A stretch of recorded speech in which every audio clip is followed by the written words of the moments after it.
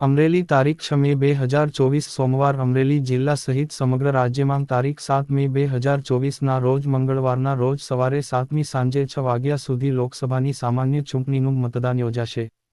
પ્રત્યેક નાગરિક તેના મતદાનનો ઉપયોગ કરી શકે તે માટે રાષ્ટ્રના ચૂંટણી પંચ દુર્ગમ વિસ્તારોમાં અનેક પડકારોની વચ્ચે પણ મતદાન પ્રક્રિયાની તૈયારીઓ સાથે સજ્જ અને કટિબદ્ધ છે.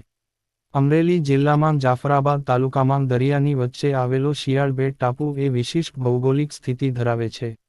દરિયાથી ચોમેર ઘેરાયેલા ટાપુ પર વસતા મતદારો મતાધિકારથી વંચિત ન રહે તેથી અમરેલી જિલ્લા ચૂંટણીતંત્ર દ્વારા દરિયામાં હોડી મારફતે ઈવીએમ મશીન અને મતદાન સામગ્રીઓ પહોંચાડવામાં આવે છે. શિયાળ બેટમાં મતદાન પ્રક્રિયાઓને અનુસરવામાં આવે છે.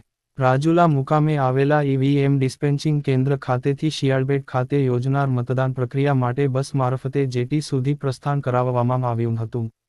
જિલ્લા ચૂંટણી અધિકારીશ્રી અજય દહિયાના માર્ગદર્શન હેઠળ મદદનીશ ચૂંટણી અધિકારીશ્રી અને પ્રાંત અધિકારીશ્રીના આ સફળ આયોજનના પગલે મારફતે મતદાન પ્રક્રિયા માટે ઈવીએમ યુનિટ અને મતદાન સામગ્રીઓ પહોંચાડવામાં આવી હતી. મંગળવારે તારીખ 7 મે 2024ના રોજ શિયાળબેટ પર મતદાન પ્રક્રિયા યોજાશે. શિયાળબેટ પહોંચવા માટે દરિયાઈ માર્ગ એકમાત્ર વિકલ્પ છે ત્યારે જિલ્લા ચૂંટણી તંત્ર દ્વારા ચૂંટણી ફરજ પરના અધિકારીશ્રી અને કર્મચારીશ્રીઓ માટે શિયાળબેટ પહોંચવા ચૂંટણી તંત્ર દ્વારા 2 બોટની વ્યવસ્થા કરવામાં આવી હતી. ચૂંટણી ફરજ પરના અધિકારીશ્રીઓ કર્મચારીશ્રીઓ સાથે સુરક્ષાકર્મીઓ પણ મતદાન પ્રક્રિયામાં જોડાશે. શિયાળબેટમાં મતદાન પ્રક્રિયા માટે ટીમ ફરજ બજાવશે. શિયાળબેટ ખાતે નવી પ્રાથમિક શાળા ખાતે 5048 મતદારો માટે મતદાન પ્રક્રિયાનો પ્રારંભ થશે. તારીખ 2/4/105ની સ્થિતિએ શિયાળબેટમાં 2582 પુરુષ અને 2466 મહિલા, 14 પીડબ્લ્યુડી દિવ્યાંગો સહિત 5048 મતદારો છે.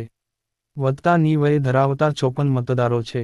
લોકસભા સામાન્ય ચૂંટણી ઋણ 2024ની આ મતદાન પ્રક્રિયા માટે 20 polling staff 5 BLO Shri presiding અધિકારીશ્રી, ઝોનલ અધિકારીશ્રી અને સુરક્ષાકર્મીઓ મળી 40 જેટલા ચૂંટણી ફરજ પરના અધિકારીશ્રી અને કર્મચારીઓ બોટ મારફતે અરબ સાગર ખેડી અને લોકશાહીના પર્વને મતદારો સુધી લઈ જવા માટે પહોંચી ચૂક્યા છે.